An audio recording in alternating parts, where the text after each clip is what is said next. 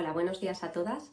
Hoy es el día que dedicamos a la concienciación sobre el cáncer ginecológico y había pensado en hacer este vídeo para explicar cuáles son los cánceres ginecológicos y qué síntomas o qué signos de alarma tenemos que tener para poder prevenirlos o bien, en el caso de que ya estuviera el cáncer instaurado, lo pudiéramos diagnosticar en las etapas más precoces.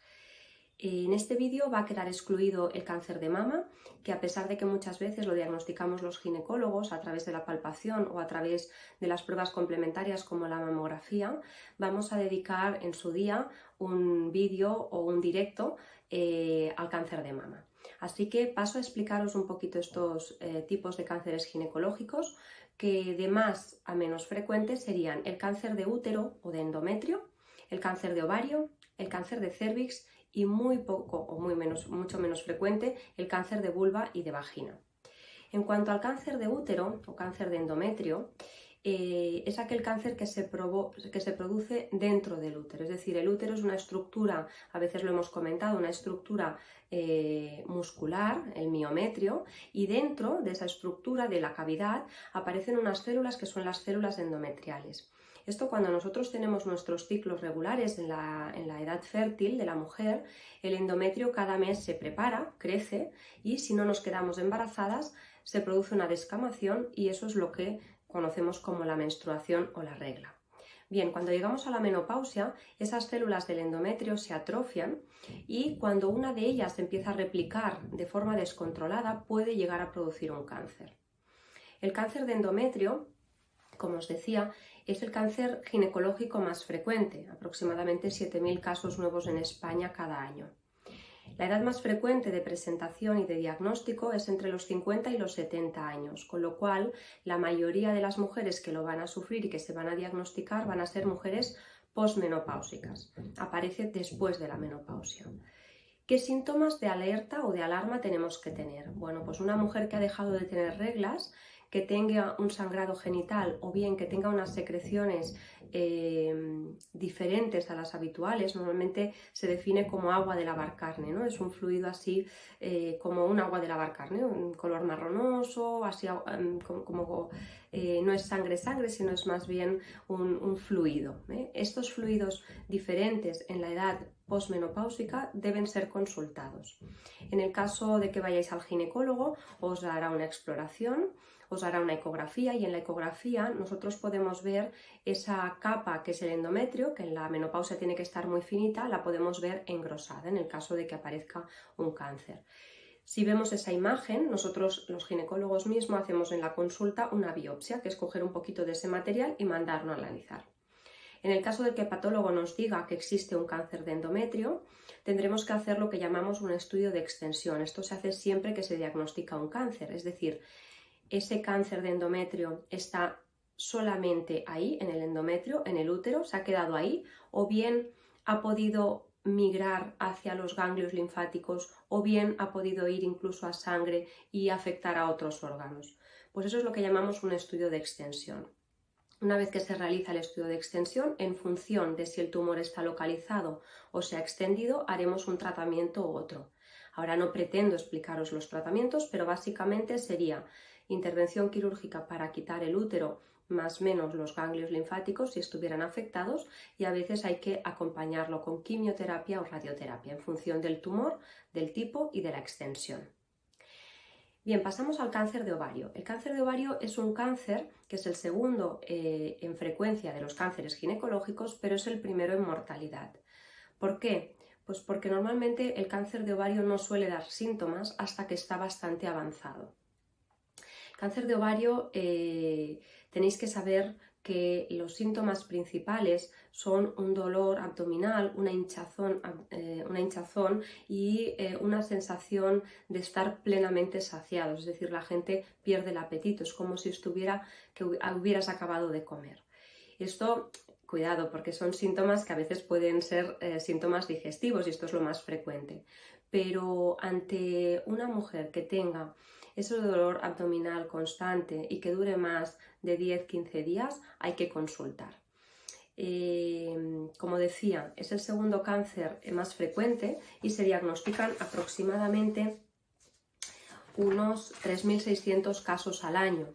La edad más frecuente del diagnóstico es entre los 50 y los 75 años y cuando se sospecha el cáncer de ovario se realiza una ecografía. Por ecografía podemos ver el ovario aumentado o quistes complejos que pueden sugerir que ahí detrás pueda haber un cáncer, y cuando lo sospechamos por ecografía, cada vez las ecografías tienen mayor resolución y hay criterios que nos pueden orientar hacia un quiste benigno o bien hacia un tumor maligno. En el caso de la sospecha vamos a pedir una analítica con marcadores tumorales que también nos ayudarán al diagnóstico.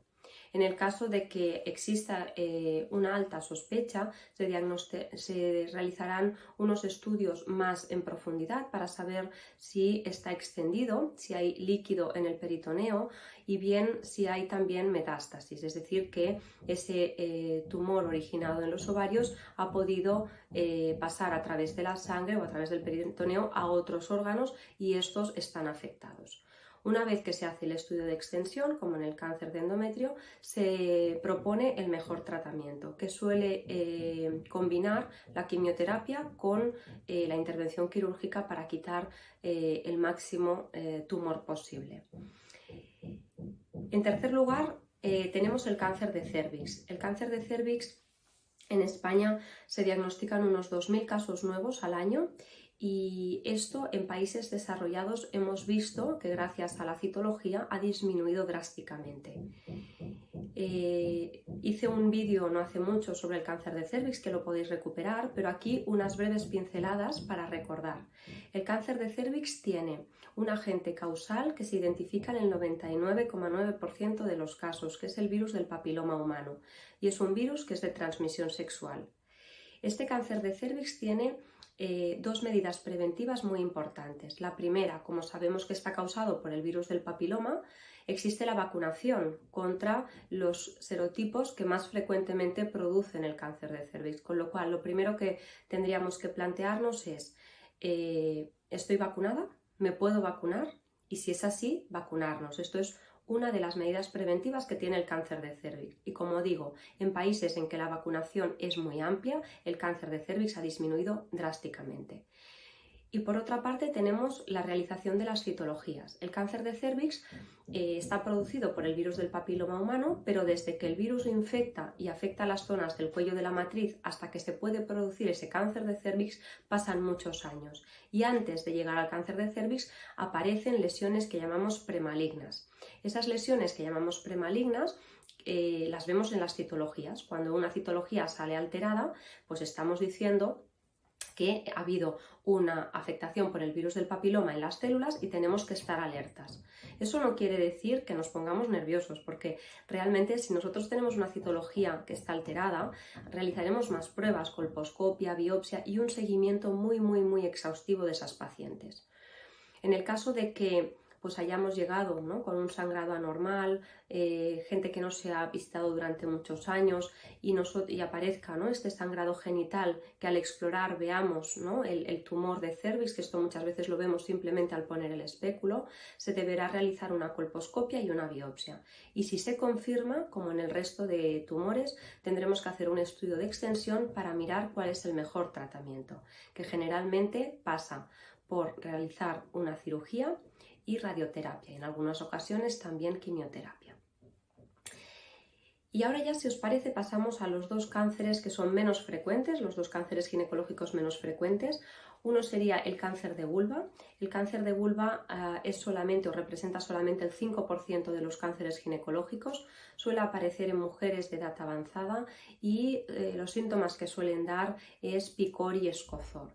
Generalmente es gente mayor, gente que a veces está con el pañal y que el prurito, el picor, pues a veces se identifica pues como con pues, lesiones del pañal, etc. Cuando existe ese picor, pues los ginecólogos que valoramos a la mujer, lo que hacemos es una vulvoscopia, mirar esa vulva, y a veces ponemos unas lentes de aumento, y en el caso de que aparezcan unas lesiones, unas úlceras, que no respondan al tratamiento, realizaremos la biopsia y es ahí cuando el patólogo nos va a decir si es o no un cáncer de vulva. Lo mismo, una vez que lo diagnosticamos, haremos un estudio de extensión Y en estos casos lo más frecuente es realizar una vulvectomía, o sea, realizar una intervención donde extirpamos el tumor y una zona amplia para que no recidive, para que no vuelva. Y en cuanto al cáncer de vagina, como tumor primario, es decir, como sitio donde se origina el tumor, es muy poco frecuente. Normalmente la vagina cuando se afecta por extensión, es decir, un cáncer de cuello de la matriz que se ha extendido a la vagina o un cáncer de vulva que ha infiltrado y que también aparece en vagina. Si es un primario de vagina, que también existen, aunque como digo es muy poco frecuente, lo que se suele hacer es también hacer una vaginoscopia, mirar la vagina, poner unas tinciones a veces y coger una muestra para biopsia. Si es diagnóstico de cáncer de vagina, tendremos que hacer un estudio de extensión y el tratamiento, que generalmente va a ser mediante intervención quirúrgica y luego radioterapia. Así que bueno, creo que con estas pinceladas, ya digo, son breves pinceladas. También quiero decir que a pesar de que hayáis visto, ¿no?, estos síntomas, pues a mí me pasa lo del dolor abdominal, a mí me pasa lo de que tengo ciclos irregulares, todo esto. Lo más frecuente es que no tengáis un cáncer, ni muchísimo menos, pero si tenéis duda en alguno de estos puntos, tenéis que ir al ginecólogo y realizando las revisiones ginecológicas de forma periódica. La mayoría de los cánceres se diagnostican de forma muy temprana, incluso se pueden prevenir, como el de cervix. Si queréis más información os lo voy a dejar en el blog, ¿vale?, que también publicaremos hoy, y si tenéis dudas o queréis hacer algún comentario los podéis dejar aquí abajo en el post. Que vaya muy bien el día.